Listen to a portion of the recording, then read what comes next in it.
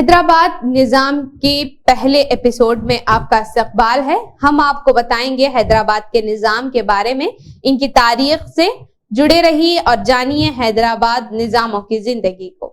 حیدرآباد کا پہلا نظام میر قمر الدین خان تھے، جنہوں نے آصف جاہی خاندان کی بنیاد رکھی اور 1724 سے 1748 تک حکومت کی۔ وہ نظام الملک کے نام سے بھی جانے جاتے تھے، جس کا مطلب ہے علاقے کا منتظم۔ ان کے دور حکومت میں حیدرآباد ایک خوشحال اور ثقافتی لحاظ سے امیر ریاست بن گیا تھا۔ وہ نظام فنون لطیفہ کا سرپرست تھے اور ان کے دربار نے ہندوستان بھر کے علماء، شاعروں اور موسیقاروں کو اپنی طرف متوجہ کیا تھا۔ انہوں نے تجارت کی بھی حوصلہ افزائی کی، جس کی وجہ سے حیدرآباد تجارت کے ایک بڑے مرکز کے طور پر ترقی کر گیا۔ پہلا نظام اپنی فوجی مہارت اور سفارتی مہارت کے لیے جانا جاتا تھا۔ انہوں نے مراٹھوں اور دیگر پڑوسی ریاستوں کے خلاف حیدرآباد کا کامیابی سے دفاع کیا تھا۔ انہوں نے انگریزوں کے ساتھ بھی دوستانہ تعلقات قائم رکھے تھے، جس سے حیدرآباد کی خود مختاری حاصل کرنے میں مدد ملی۔ نظام اول کی نمایاں کامیابیوں میں سے ایک ہے مشہور چار مینار کی مکمل تعمیر۔ یہ مشہور یادگار حیدرآباد کی علامت ہے اور دنیا بھر کے سیاحوں کو اپنی طرف متوجہ کرتی ہے۔ اس کا کچھ کام باقی تھا، جس کو انہوں نے مکمل کروایا اپنے دور میں۔ اپنے دور حکومت میں نظام نے کئی انتظامی اصلاحات نافذ کیے، جن میں مرکزی نظام حکومت کا تعارف بھی شامل ہے۔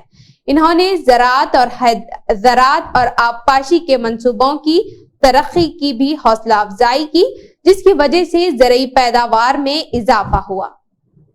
کچھ تاریخ ان کی ایسی ہے کہ ان کے والد آصف جاہ دراصل اورنگزیب کے خاص تھے۔ ان کی شادی گلبرگہ کے ایک سید رئیس کی بیٹی سے ہوئی تھی۔ ان کا آغاز مغل شہنشاہ اور اورنگزیب کے خاص شخص کے طور پر ہوا تھا، جس نے انہیں جنرل بنایا۔ اورنگزیب کی موت کے بعد آصف جاہ نے اورنگزیب کے لڑنے والے بیٹوں میں سے کسی ایک کی حمایت کرنے سے انکار کر دیا اور اسی طرح غیر جانبدار رہے۔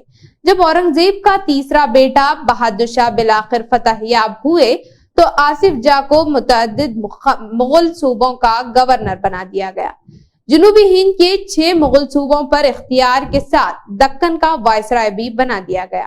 انہوں نے سید برادران کو ختم کرنے میں نئے مغل شہنشاہ محمد شاہ کی مدد کی اور ان کو عظیم وزیر کے عہدے پر فائز کر کے انعام دیا گیا۔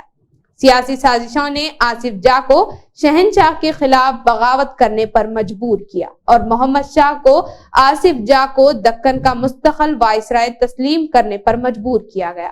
اس سال کے آخر میں آصف جاہ نے اپنے آپ کو نظام کا اعلان کیا اور آصف جاہی خاندان کا یہاں سے آغاز ہوا۔ یہ پہلے حکمران ناظم تھے۔ پہلے نظام کے جانشین اس کے بیٹے ناصر جنگ نے کی، جس نے قتل ہونے سے پہلے ایک مختصر مدت تک حکومت کی۔ اس کے نتیجے میں اس کے بیٹوں کے درمیان اقتدار کی کشمکش شروع ہوئی، جس کے نتیجے میں آصف جاہی خاندان چھوٹی چھوٹی ریاستوں میں تقسیم ہو گیا۔